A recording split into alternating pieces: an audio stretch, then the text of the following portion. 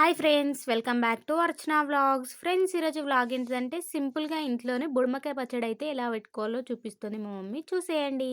అలాగే మీరు గిన ట్రై చేసి ఎలా వచ్చిందో కామెంట్ చేయండి. ఫస్ట్ అయితే బుడంకాయలు తీసుకొని మంచిగా వాష్ చేసుకోవాలి. బుడంకాయలకైతే మట్టి అయితే ఉంటది.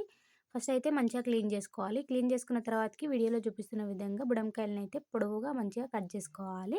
కట్ చేసి పక్కన ఇప్పుడు పెట్టేసుకోవాలి. పచ్చడిలోకి పోపైతే పెట్టేసుకోవాలి. ఒక గిన్నె తీసుకొని దానిలోకి తగినంత ఆయిల్ వేసుకున్న తర్వాతకి ఆయిల్ మంచిగా హీట్ అయ్యాక వీడియోలో చూపిస్తున్న ఇంగ్రీడియెంట్స్ అన్నీ వేసుకొని మంచిగా ఫ్రై చేసుకోవాలి. ఈ ఇంగ్రీడియెంట్స్ మంచిగా ఫ్రై అయ్యాక దీనిలోకి అయితే వెల్లుల్లి వేసి మంచిగా ఫ్రై చేసుకోవాలి. వెల్లుల్లి మంచిగా ఫ్రై అయ్యాక తీసి పక్కన పెట్టేసుకోవాలి.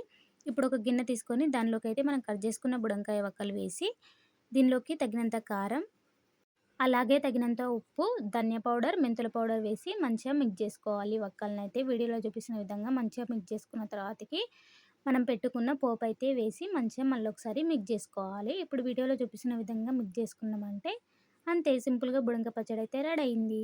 And subscribe for more videos.